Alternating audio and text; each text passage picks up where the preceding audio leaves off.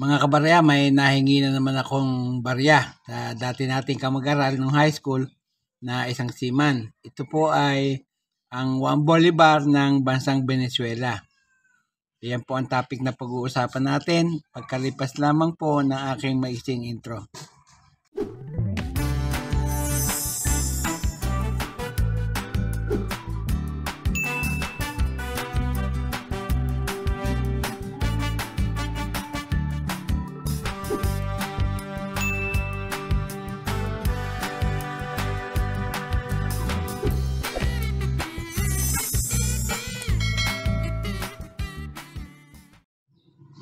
Mga kabarya, yung nakikita nyong coins sa inyong harapan ay ito po yung mga coins na nahingi ko sa aking kamag-aral nung high school. Yan po. Siya po ay isang seaman. Ito po yung 1 Bolivar ng bansang Venezuela. Pag-usapan po natin. Sa obverse na bahagi po ng coins na ito ay makikita natin sa kanyang bandang gitna yung coat of arms ng bansang Venezuela. Ayan po, napakaganda. Yan. At yung nakapaikot na script ay Latin. Ang sinasabi ay Republica de Venezuela. Tapos po sa ibaba, yung petsa ng pagkakagawa, yung kanyang denomination na 1, at yung salitang Bolivar. Yan po ay ginawa noong 1989.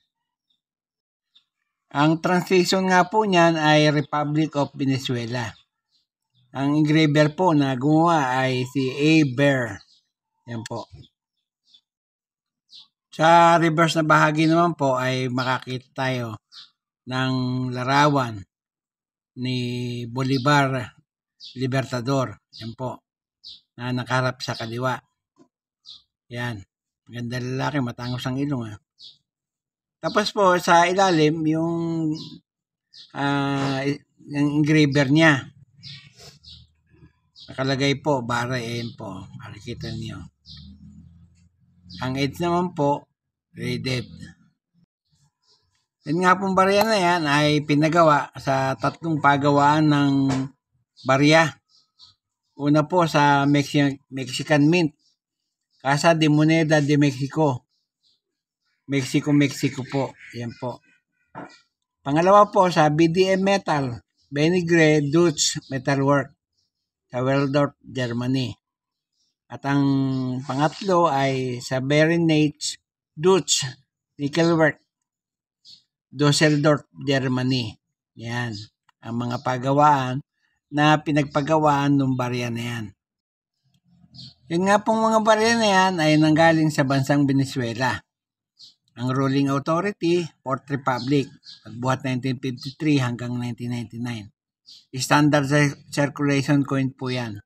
Ang taon ng pag-iiral, 1989 hanggang 1990.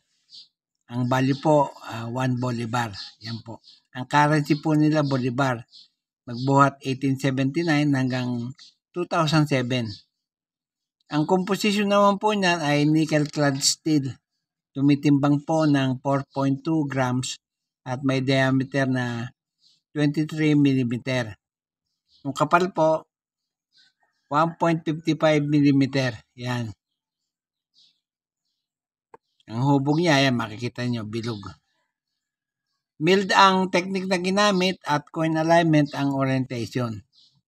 Na demonetize na po yan noong December 31, 2011. Pero nag-iwan po ng number na N number 2973 at reference number na Y number 52A.1 at 52A.2, NCB number MBLF DB. Yan po ang pagkakakilanlan niya. Ay po dito sa numista, ang kasalukuyang presyo po niyan, ang good ay 9.10 pesos 10 centavos. Yan po. Ang very good po ay 14 pesos. Yung fine po at saka yung very fine, parehong 16 pesos. Yung extra fine naman, 19 pesos. Yung almost uncirculated, 26 pesos. At yung uncirculated, 29 pesos. Yung barya po natin, isa pong parang uncirculated ito. Yan po. At ito pong isa, circulated na din po ito. Yan po. Tumingin naman tayo sa eBay. Dito po sa eBay ay may tatlong presyo. Ang una po ay nagkakalaga ng 1.25 Canadian dollar. Yung pangalawa po ay nagkakalaga po ng 4.24 US dollar. At yung pangatlo ay 2.99 pounds. Yan po ang halaga niyan.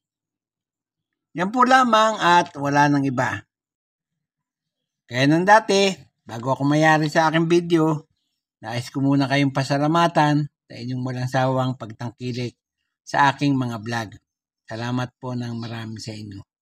Walang tigil at walang sawa po akong nagpapasalamat sa inyong lahat pagkat lagi kayong nakasubaybay sa aking channel.